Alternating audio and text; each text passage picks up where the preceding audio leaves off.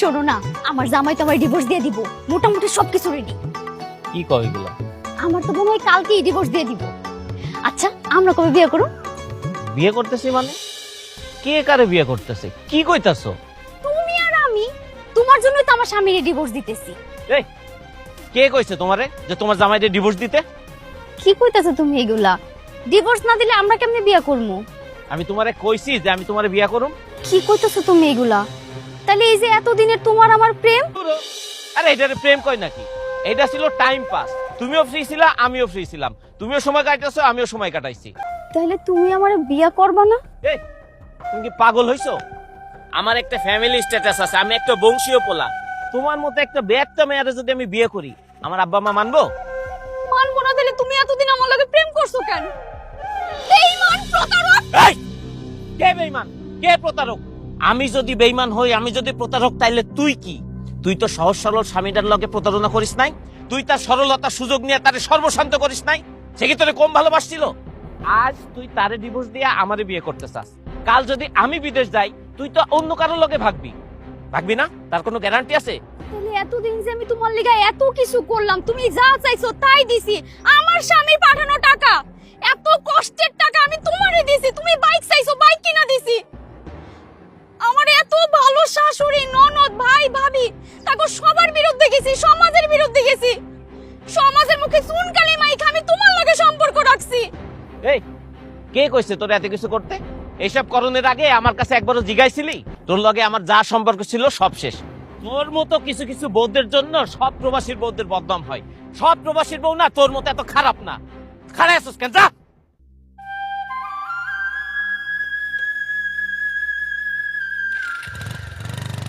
আমি তো বুঝতে পারিনি, আমার ভুল হয়ে গেছে। তুমি আমার এই শেষবারের মতো ক্ষমা করে দাও না। কিসের ক্ষমা? তোর কারণে আম্মু দুটা পরিবারের মান ইজ্জত নষ্ট।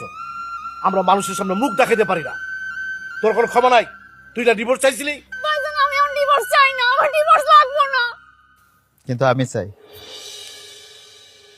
হ্যাঁ, আমি চাই। স্ত্রীর চাওয়া পূরণ করা প্রত্যেকটা স্বামীর দায়িত্ব এবং কর্তব্য। একটা পুরুষ তার সংসারের সুখের জন্য কত পরিশ্রম করে, কত কষ্ট করে। আর প্রবাসী হলে তো কথাই নাই। প্রবাসীর দুঃখের কথা, প্রবাসীর কষ্টের কথা কে শুনে? একজন প্রবাসী বিদেশ করে, তার বাচ্চা, তার পরিবার দেশে রেখে যায়।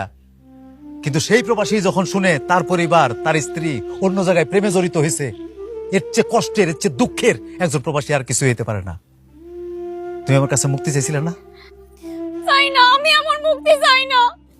বাবারে, মানুষ মাত্রাই তো ভুল করে। ও যখন নিজের ভুল বুঝতে পারছে, ওরে শুধরানোর একটা সুযোগ দে। আর তাছাড়া ও একটা প্রতারকের পাল্লায় পড়ছিল। আমরা দুইজনের ক্ষমা করে দিছি, পারলে তুইও ক্ষমা করে দে। না মা, কারে ক্ষমা করবা তুমি? কারে মুক্তি দিতেছ? আমি দেশে আসার পর থেকে একটা দিন বাকি ছিল না মা, একটা দিন বাদ ছিল না। প্রত্যেকটা দিন আমি তার কাছে গেছিলাম, তারে হাত জোর করে কইছিলাম, তারে বুঝানোর চেষ্টা করছিলাম। তার নোংরা অতীত যাই না, আমি বারবার তারে বুঝাইছি, আসো সংসারটা করি, সংসারটা করি। আমি ওর হাতে ধরার বাকি ছিল, পায়ে ধরার বাকি ছিল, ওর পরিবারের সবার কাছে হাতে পায়ে ধরে ওর বোঝানোর চেষ্টা করছিলাম মা। কিন্তু আমার সাথে কুত্তার মতো ব্যবহার করছে, আমার দূর দূর করে তাড়াই দিছিল মা। ও আমার কুত্তার মতো ব্যবহার করছে। আর জীবনও এমন ভুল হইব না, খালি এইবারের মতো তুমি আমারে মাফ কইরা দাও।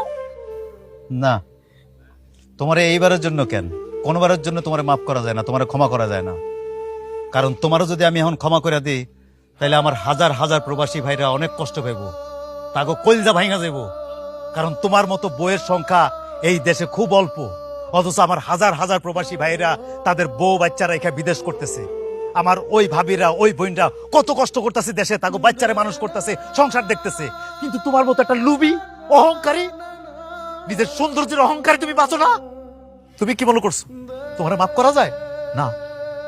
তোমার মাফ করা যায় না। আমি আমার প্রবাসী ভাই করে ছোট করতে পারবো না তোমার ক্ষমা কইরা।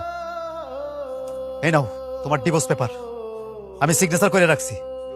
খালি তাই না, তোমার 3 লাখ টাকার চেক দিয়ে রাখছি, তোমার কাবিনে 2 লাখ টাকা, আরো 1 লাখ টাকা দিয়ে রাখছি, যাতে তুমি 3 মাস তোমার ভরণ পোষণ হয়। রাখো তোমার ডিভোর্সের পেপার, সুখে থাকো তুমি।